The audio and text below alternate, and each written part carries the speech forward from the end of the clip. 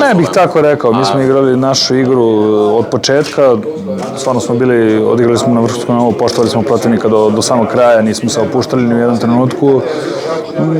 Izgledalo je na kraju da je bilo lako, ali nije, od početka smo se borili, mislim da je Pelister isto pružio dobar otpor do jednog trenutka gde smo slomili meč i pobedili, ajde kažem, na kraju ispalo lakše, ali nije tako stvarno bilo.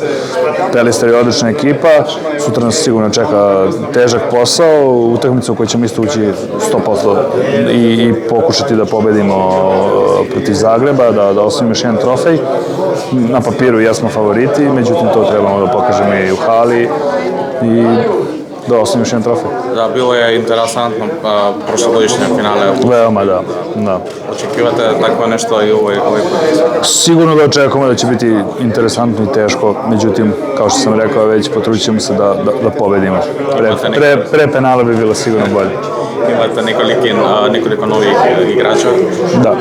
Jel očekivate da idete čekati korak dalje? Ove godine mislite u Ligi šampiona i u prvenstvu, sigurno. Vesprem je uvijek favorit i Vesprem uvijek ide na trofeje.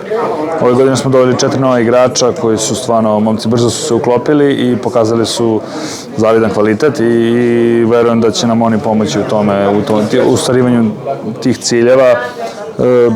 A to je naravno vraćanje šampionske titule Mađarske u Vesprem i osvajanje Lige šampiona. Imate težak raspored, puno utakmica, je li to problem za Vesprem? Nije, navikli smo, svi već igramo na ovom nivou duže vreme, tako da to je sve normalno. Treba igrati utakmice i dobro je što ima dosta utakmica, zanimljivije, vreme brže prolazi, uživamo više u tome. Počinje sezona sa ovim Final Four, a završava sa jednim drugim.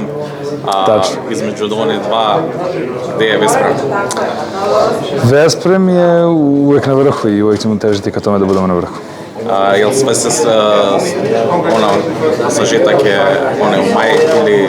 Pa da, to smo već pričali prošlih godina da naša sezona u stvari počinje u martu, aprilu.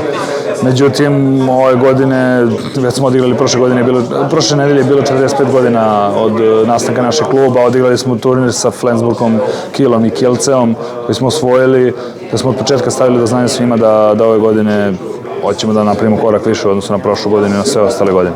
Osvajate CH ligu, a Liga prvaka? Kažem, osvojiti sve što možemo. Sva takmičenja idemo da osvojimo sve titule. Gdje je problem? Nema problema. To je rukomet, to je sport. Treba pobediti. Znate koliko je teško biti na Final Fouru, pre svega. Doći do Final Foura Lige šampiona, a posle toga tamo sitnice odlučuju. Jedan gol, jedan napad, jedna sudijska odluka. Tako da mislim da nema problema, samo treba da radimo još više i da želimo još više da bi to ostvarili. Hvala vama.